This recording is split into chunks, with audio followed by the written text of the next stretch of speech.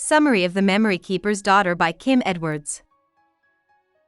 In the year 1964, on a cold and snowy night in Lexington, Kentucky, Nora Henry gives birth to her child. When their obstetrician gets stuck in the weather, her orthopedic surgeon husband, David Henry, has to deliver the kids himself. David gives birth to a beautiful boy named Paul with the help of a nurse named Caroline Gill. When a second baby is born, David is shocked. Phoebe, the second child, is born with Down syndrome. David gives Phoebe to Caroline and tells her to take the child to a hospital in the country because of the medical and social problems that come with the syndrome.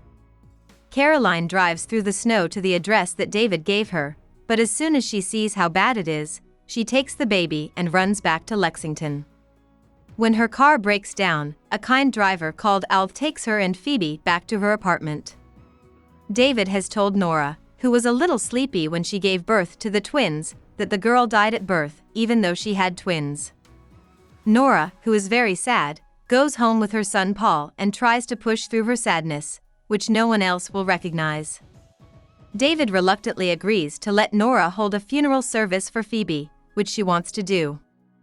Caroline sees an ad for the funeral service in the paper and chooses to take Phoebe out of town so they can both start over. In the years that follow, the story is told from the points of view of David, Nora, Caroline, and Paul as they try to deal with the truth that has been kept from them all. David is torn between wanting to tell the truth and being afraid of what will happen if he does. Nora is trying to ignore the creepy feeling that her daughter is still out there somewhere. David's younger sister June died of heart failure when he was a child. He planned to give Phoebe away because he didn't want pain like that to seep into his marriage to Nora. As a way to deal with not being able to control time, he becomes obsessed with photography, always trying to catch one moment that feels as important and life-changing as the one when he decided to give his daughter away. Nora, on the other hand, doesn't like how David acts like he doesn't care about their dead daughter or even wants to talk about her. She starts to drink too much and does risky things to get people's attention. As Paul gets older, she worries about him too much because she wants to keep him safe for as long as she can. Caroline, on the other hand, gets a job as a private nurse for a cranky old man named Leo and moves into the big house he shares with his daughter Doro. She gets back together with Al and worries that Phoebe will never be able to live a normal life.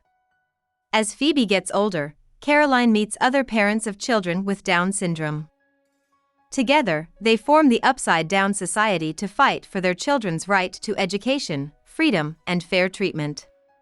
She starts sending David letters and pictures of Phoebe. In return, David sends her money but never any letters. Paul gets more angry, moody, and restless as he gets older.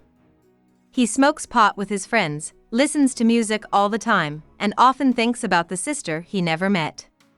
He knows that his parents' marriage is in trouble because his mother, who is now a successful travel agent, has had at least one affair, and even though his father's career as a photographer is going well, David doesn't like Paul's plan to become a musician and go to Juilliard.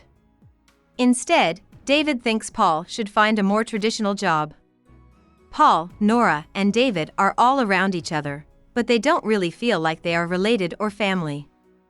David is surprised to run into Caroline Gill when he goes to Pittsburgh for the opening of a museum show of his photos. Caroline tells him that Phoebe is getting older and is becoming a happy, healthy girl who can go to public school with other kids. David tells Caroline to stay until the end of the opening. He wants to talk to her more and talk about bringing their two families back together, but he is disappointed when she leaves. David is still hurting from what he did to his own family, so he takes a bus to West Virginia and goes back to his parents' house, which he still owns, to face the past. He finds a pregnant 16-year-old girl named Rosemary hiding there. He tells her the truth about who he is and what he's done, but Rosemary doesn't blame him or look down on him. David is attracted to Rosemary's beautiful paper pieces and wants to help a young woman because he was mean to Phoebe. He brings her home to Lexington, where Nora is angry and tells David to leave. Years later, David lived with Rosemary on a friendly basis and helped her raise her son Jack. She tells David that she's going to move back to Pennsylvania, and he feels both sad and hopeful about it. He goes for a run, determined to visit Nora and finally tell her the truth about Phoebe. When he gets to the house they used to share, he finds it empty and remembers that Nora is on vacation in Europe with her new boyfriend, Frederick. David tries to explain the past in a note, but he can't find the right words. He fixes Nora's leaky tap and goes back to his run. After a few weeks, Nora meets Paul at the Louvre while she is in Europe. Paul has been traveling around Europe and learning music in different countries while she has been on holiday. She gives some sad news. David died 9 days ago from a huge heart attack. Paul couldn't be reached in time for the funeral, so Nora went back home for a short time to plan and attend it.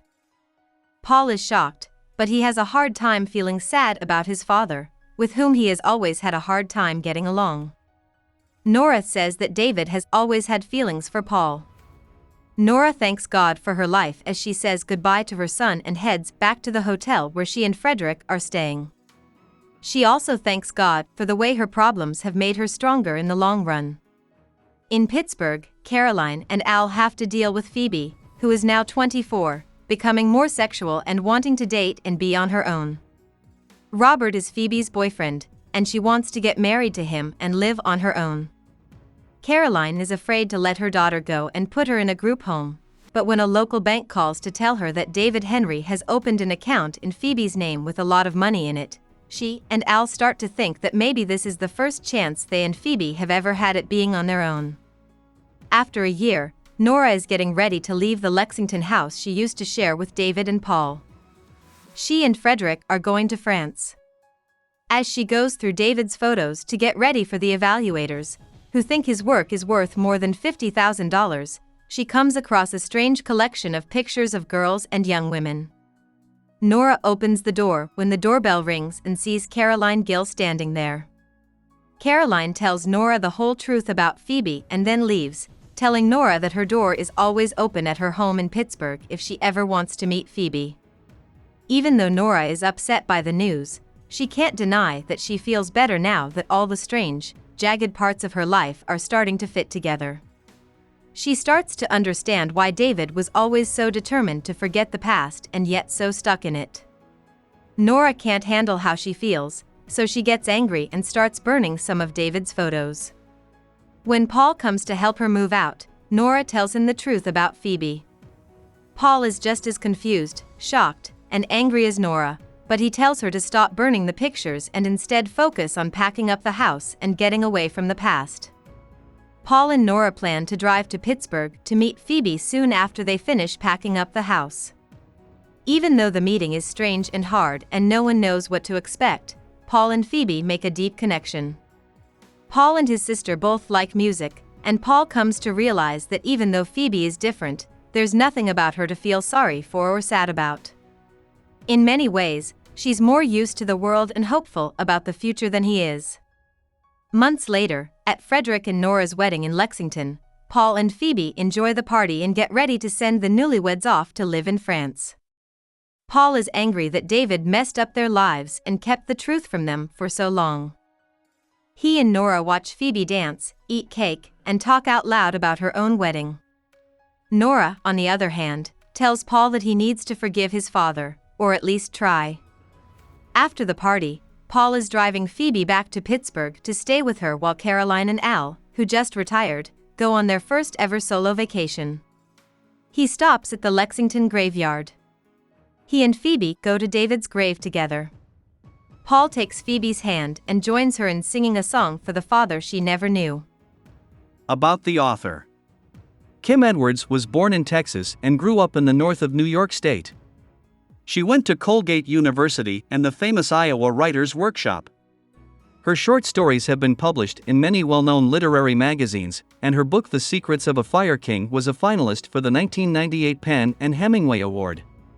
In 2006, Edwards' first book, The Memory Keeper's Daughter, made her famous all over the country. It won a Barnes & Noble Discover Award and spent 20 weeks at number 1 on the New York Times bestseller list, as well as another 100 weeks moving up and down the charts. Edwards has said that she likes to write about the past and the effects of keeping lies for a long time. She is a professor at the University of Kentucky. Hope we summarized it fully and you liked it. Please hit the like button and subscribe to our channel so that we are motivated to create more videos.